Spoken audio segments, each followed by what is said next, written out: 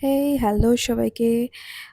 তো আমার একটা নতুন ব্লগে সবাইকেই স্বাগত জানাই। তো ফার্স্টেই তোমরা দেখতে পাচ্ছ এই যে এত সবজি কাটা, কি হচ্ছে বলো তো? হচ্ছে রান্না পুজো। রান্না পুজোর জন্যই এত সমস্ত সবজি কাটা রয়েছে।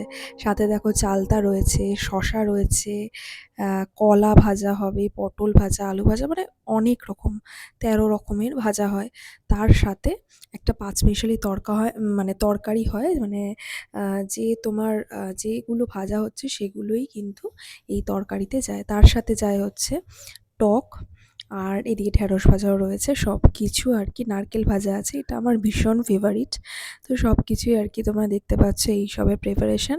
আর এদিকে আমাদের ফার্স্টেই বসানো হয় একদিকে তেঁতুল সেদ্ধ, কাঁচা তেঁতুল সেদ্ধ। তার সাথে পাশেই তোমরা দেখতেই পাবে আরেকদিকে হচ্ছে ওল সেদ্ধ। মানে এইটা আমাদের সর্বপ্রথম বসাতে হয়। তারপরেই তোমার এদিকে আমাদের ভাতের জন্য আরকি চালটা, মানে ওটা হয়ে গেলেই দেন আমরা ভাতটা বসাতে পারবো। ফার্স্টেই আমাদের ওইটাই প্রিপারেশন নিতে হয়। তো এদিকে বাবা আরকি দেখতেই পাচ্ছ প্রিপারেশন নিচ্ছে যে ভাতটা করতে হবে। তার জন্য ভাতের জন্য বাইরে করার জন্য, আর এদিকে এত সব সবজি কাটা রয়েছে, এগুলো সমস্ত কিছু ভাজা হবে। তো সব আরকি দুপুর থেকে সমস্ত কিছু জোগাড়জাটি করে আর এই সন্ধ্যেবেলা এইগুলোকে আরকি করা হচ্ছে। তো ফার্স্টেই মা দেখতে পাচ্ছ এটা মা করে নিচ্ছে, আর তারপরেই সমস্ত রকম ভাজাভুজি ওদিকে হচ্ছে। ওদিকে বরমশাই ভাজাভুজিটা করছেন। আর আমি তো এদিকে মাম্মামের কাছে ছিলাম। আর এদিকে তোমরা দেখতেই পাচ্ছ এই যে তরকারিটা হবে, আগে ইলিশ মাছের আ ঝালটা করে নেওয়া হচ্ছে।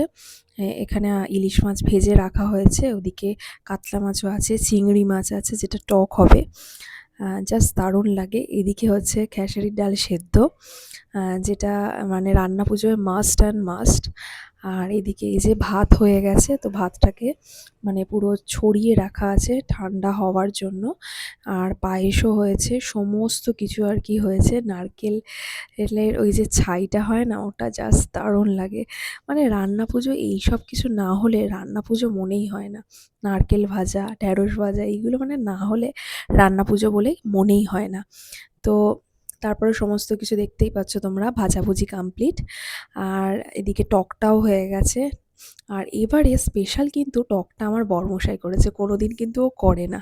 হয় আমি করি নয় মা করে, এরকম করে।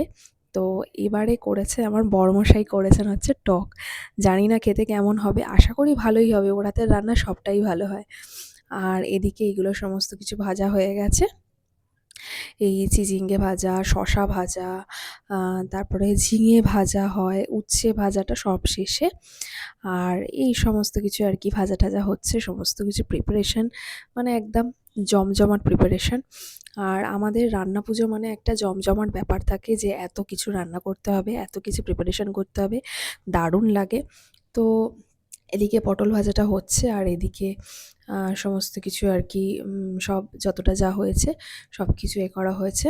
তো এবার দেখতেই পাচ্ছ পরের দিন আ মানে আমরা আরকি সমস্ত কিছুটা আরকি খুলেছি, কারণ ওইদিন একদম পুরো করা থাকে, মানে একদম চাপা দেওয়া থাকে, মানে একদম চাপাই দেওয়া থাকে। আর মানে গণ্ডি কেটে রাখা থাকে, আমাদের এটা নিয়ম। গণ্ডি কেটে রেখে দিলে তারপরে আর সেটাকে হাত দেওয়া যায় না। তো এইভাবেই আরকি নিয়মটা আমরা পালন করে আসছি। আর তারপরে পরের দিন সকালবেলা ঠাকুরকে ভাত দেওয়ার সময় সমস্ত কিছু আরকি খোলা হয়। আর এই যে সব মা খুলে খুলে দেখাচ্ছে, কারণ মা যেহেতু ভাতটা দেবে ঠাকুরকে। এই যে ঠাকুরকে সাজানোও কমপ্লিট। তো ভাতটাও আরকি, ভাত সমস্ত রকম ভাজা যা কিছু হয়েছে সবকিছু দেওয়া হবে। চলো টাটা।